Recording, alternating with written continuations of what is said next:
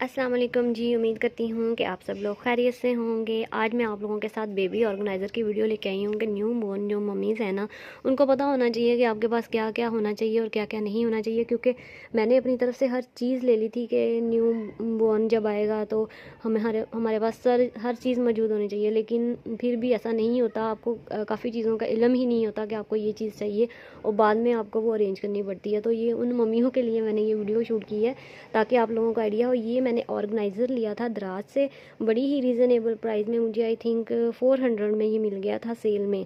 तो बहुत ही अच्छा, मुझे क्वालिटी इसकी बहुत ही अच्छी लगी है। तो मैं आपको दिखाती हूँ कि ऑर्गेनाइज़र में मैंने क्या क्या ऑर्गेनाइज़ करके रखा हुआ है। ये इस टाइप का ऑर्गेनाइज़र है। इसकी 3 जो है पार्टीशन है। इसमें आप अपनी मर्ज़ी से ना चीज़ें रख सकते हो कि आप एक सेक्शन पैम्पर्स के लिए कर लो, एक सेक्शन आप, जैसे मैंने किया हुआ है कि एक सेक्शन में मैंने इसके बिब और रात को चेंज करने के लिए कोई पजामा या फिर कोई कैप चेंज करनी हो, या बच्चे का कोई इनर गारमेंट्स चेंज करने हो, या कोई सॉक्स वगैरह, बच्चा दूध फेंकता है तो बिब चेंज करना हो, तो ये चीज़ें। और थोड़ा सा टिशू मैंने ये एक पार्ट में ये ऑर्गेनाइज़ किया हुआ है।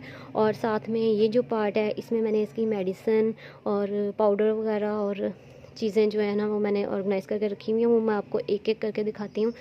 ये मैं पैम्पर इसके बोना पापा के यूज़ कर रही हूँ और साथ में मैंने इसके वाइप्स का एक पैकेट रखा हुआ है। ठीक हो गया। और इसके अलावा आपके पास ना न्यू बॉर्न के लिए जो चीज़ें होनी चाहिए वो मैं आपको दिखा देती हूँ। सबसे पहले तो जी पैनाडोल है। पैनाडोल आपके पास ये ड्रॉपर में आती है। ये मतलब न्यू बॉर्न के लिए भी होती है, थोड़े बड़े बच्चों के लिए भी होती है। तो ये चीज़ आपके पास मस्ट होनी चाहिए, क्योंकि जब बच्चा पैदा होता है तो उसकी बॉडी में अक्सर पेन, या जैसे आप उसको वैक्सीनेशन करवाते हो तो बच्चे को बुखार हो जाता है, तो ये आपके लिए मस्ट है। ये जी आपके पास ज़रूर होनी चाहिए। उसके बाद जनाब मेरे पास है, ये है बेबी के लिए माउथ उसका जो क्लीन करने के लिए, क्योंकि बच्चा जब फीडर पीता है ना तो उसके ना ज़ुबान पे जो है वो लग जाती है फंगस। इसको मैं खोलती हूँ, ये देखें। ये बच्चे का जो साफ़ करने के लिए ना, मुंह साफ़ करने के लिए ये चीज़ आपके पास लाजमी होनी चाहिए। इसके अंदर ऐसे करके आप अपनी फिंगर इंसर्ट करेंगे तो ये बहुत ही देखें सॉफ्ट किस्म के ब्रश हैं। इसका कोई साइड इफ़ेक्ट नहीं है। ये आप इसका बेबी का जो ना माउथ और टंग जो है इसके साथ ज़ुबान क्लीन कर सकते हैं। अक्सर ऐसा होता है कि बेबी इसके मुंह में ना वो जम जाता है दूध ज़ुबान पे और बहुत बुरी सी स्मेल आने लग जाती है। तो ये उसके लिए बहुत बेस्ट ऑप्शन है। इसको आप बॉयल कर सकती हैं, जैसे फीडर और निपल वगैरह बॉयल करते हैं तो बॉयल करके ये बेबी को ये यूज़ कर सकते हो आप। उसके अलावा आपके पास सूडो क्रीम लाजमी होनी चाहिए। रैशिस क्रीम है। अच्छा, इसके बारे में मैं आपको बताना चाहूँगी कि मैंने पहले दूसरी क्रीम यूज़ की थी, आम जो उसकी नेक्स्टॉन की ना, तो वो उसको सूट नहीं की। बहुत ज़्यादा रैशेज़ हो गए थे, इतने ज़्यादा कि इतनी रेडनेस हो गई थी, जैसे ज़ख्म नहीं हो जाता वैसे हो गया था। तो फिर मैंने ये क्रीम मंगवाई। यकीन करें ये क्रीम एक मोजज़ा है, मोजज़ा। जैसे ही ये एक दफ़ा अप्लाई करोगे बच्चे को ठंड पड़ जाती है। ये बेस्ट है। थोड़ी एक्सपेंसिव है लेकिन ये कि एक दफ़ा जब आप ले लोगे ना तो ये आपकी 1 साल तक चलेगी, क्योंकि ये डेली यूज़ में नहीं आती। ये जस्ट जब आपको रशेज़ फील हों तो आप ये लगाएं। उसके अलावा मैं आपको ना एक टिप बताती हूँ कि अगर नहीं, ये आप वैसलीन ले लें। ये नॉर्मल वैसलीन आपको किसी भी शॉप से आराम से मिल जाएगी। ये वैसलीन लें आप, जब भी बच्चे का पैम्पर चेंज करें तो ये वैसलीन लगा दें। इससे ये होगा कि जो उसका सूसू करेगा ना बच्चा, तो उसकी जो नमी होगी ना वो बच्चे की स्किन में नहीं जाएगी। ये लॉक करने के काम आता है। तो इससे बेस्ट हल कोई नहीं है। या आप कोकोनट का ऑयल भी यूज़ कर सकते हैं, वो वैसलीन भी यूज़ कर सकते हैं। दोनों चीज़ें बेस्ट है। मैं वैसलीन यूज़ करती हूँ। अगर अल्लाह ना करे रैशेस हो जाएँ तो फिर सूडो क्रीम लगा दें, तो आपकी ज़िंदगी जो है ना आसान हो जाएगी और बच्चे की भी साथ आसान हो जाएगी। और उसके अलावा आपके पास होना चाहिए एक पाउडर, बेबी पाउडर मैं यूज़ कर रही हूँ ये वाला। बहुत ही अच्छी फ्रेगनेंस है इसकी, बहुत ही लाइट सी फ्रेगनेंस है। उसके बाद जी आ जाता है हमारे पास बेबी ऑयल। बेबी ऑयल मैं सही बताऊँ तो इतना मैं यूज़ नहीं कर रही, क्योंकि मेरे बच्चे के ना जो बॉडी पे बहुत ही ज़्यादा ड्राइनेस थी, इससे ड्राइनेस वो जा ही नहीं रही थी। तो मैंने ऐसे किया है कि देसी घी में, जो पुरानी नानियाँ दादियाँ ना वो ये आपको बताती हैं कि देसी घी में आप बादाम को जला के ना तो वो बच्चे को मालिश करें, उससे बहुत ज़्यादा जल्दी फ़र्क पड़ जाता है। जिनके बच्चों को ड्राइनेस का मसला है ना वो इस्तेमाल करके देखें, बहुत असर होगा। तो ये तो बस एक ना वही है कि आपने पैसे ज़ाया किए हैं, लगा लिया। मुझे ये कोई इतना इफेक्टिव नहीं लगा, मैं आपको पर्सनल अपना जो बताऊं तो।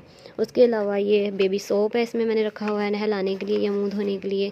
उसके बाद एक पैसिफर है, लेकिन ये मैं प्रेफर नहीं करूँगी, ये जस्ट मैंने रखा हुआ है, वो यूज़ नहीं करती। जैसे कि रात को अक्सर फीडर बनाते हुए थोड़ा टाइम लग जाता है और बच्चा बहुत ज़्यादा ज़िद में आ जाता है, तो थोड़ी देर के लिए बच्चे के मुँह में ये हम दे सकते हैं, लेकिन इसको आप बॉयल करके इस्तेमाल करें और बच्चे को इसकी आदत ना डालें। इससे ये होता है कि एक तो बच्चे का होंठ ऊपर वाला ख़राब हो जाता है, दूसरा बच्चे को फिर जर्म्स लगने का भी खतरा होता है। तो बस ये फॉर द टाइम बिंग आप यूज़ कर सकते हो। ये है बेबी शैम्पू, ये इसकी मैंने ऑलरेडी ये वीडियो अपलोड की हुई है कि मैंने बेबी के लिए जो पहले चीज़ें परचेज़ की थी, शॉपिंग की थी, तो उसकी ये वीडियो अपलोड है, वो भी मैंने इसमें रखा हुआ है। उसके अलावा इसके अंदर थर्मामीटर पड़ा हुआ है कि ये ऑर्गेनाइज़र का मतलब ये होता है कि आपको हर चीज़ बच्चे की ना एक ही जगह पे मिल जाए, आपको इसकी चीज़ें इधर उधर ढूंढनी ना पड़े। तो बेस्ट वाल यही है कि जब इस्तेमाल करो चीज़ उसी वक्त उसकी जगह पे वापस रख दो, तो आपको फिर ना इधर उधर नहीं जाना पड़ता। इसके अलावा ये है बेबी लोशन, मैंने इसका मदर केयर का ये भी यूज़ किया और नेक्स्टन का भी यूज़ किया। तो मेरी ना बेटी के पैदा होते ही इसके मुंह पे रैशेस से हो गए थे, एलर्जी हो गई थी जो अभी तक चल रही है। तो मैं सच बताऊँ तो ये चीज़ें ना उसको सूट नहीं की। ये जब भी मैं उसको लगाती हूँ, ये लोशन भी लगा के देखा, नेक्स्टन का भी लगा के देखा, उसको ना ज़्यादा रेडिश हो जाती है उसकी स्किन और ना उसको ये चीज़ें सूट नहीं कर रही। तो मैंने जो अपने लिए ऑर्डर किया था ना, डर्माटोलॉजिस्ट अप्रूव्ड है वो लोशन, वो मैं उसके लिए यूज़ कर रही हूँ। उसके ऊपर लिखा हुआ है कि ये बच्चों के लिए भी है और बड़ों के लिए भी है, सेंसिटिव स्किन के लिए है। तो उससे माशाल्लाह से उसकी एलर्जी बिल्कुल ख़त्म हो गई है। वो मैं आपको नेक्स्ट वीडियो में दिखाऊंगी, अभी इस वक्त यहाँ पे अवेलेबल नहीं है। उसके बाद आपके पास एक किट होनी चाहिए। बच्चे जो छोटे होते हैं, मैंने तो अभी तक अपनी बेटी का सच बताऊँ तो नाखून नहीं ट्रिम किए, क्योंकि वो इतने छोटे उसके हैंड हैं। तो जो फर्स्ट टाइम मम्मा बनती है ना, उनके लिए बहुत मुश्किल होता है छोटे छोटे नाखून काटना। तो बस मैंने उसको ना, ये फॉइल है इसके अंदर, ये पूरा सेट है, तो बस उसको ना मैंने थोड़ा सा ये फॉइल से रगड़ दिए थे। और ज़्यादातर मैं मिटन ही पहना के रखती हूँ कि उसका ये कि अपने मुँह पे नाखून ना मार ले। लेकिन ये आपको किट लेना ज़रूरी है, क्योंकि नाखून तो बच्चे के काटने हैं और बड़े आप से नहीं काट सकते नेल कटर से ना। और उसके अलावा ये हैं जी ड्रॉप्स ओरामिल के। ये अगर आपके बच्चे को जेट लैग का प्रॉब्लम है कि आपका बच्चा रात को सोता नहीं है और जागता है, तो ये उसके लिए बेस्ट चीज़ है। ये इसका कोई साइड इफ़ेक्ट नहीं है, ये डॉक्टर ने मुझे सजेस्ट किया है, तो इसका कोई साइड इफ़ेक्ट नहीं है, बहुत बेस्ट है। अगर आप यूज़ करना चाहते हो तो ये कर सकते हो। इसकी एक शॉर्ट वीडियो मैंने अपलोड की हुई है, आप लोग उसकी डिटेल वहाँ पर भी देख सकते हो। उसके अलावा कॉलिक ड्रॉप्स जो हैं वो आपके पास मस्ट होने चाहिए। ये वाले थोड़े से कड़वे हैं, इसके अलावा एक और भी आते हैं, वो मीठे होते हैं।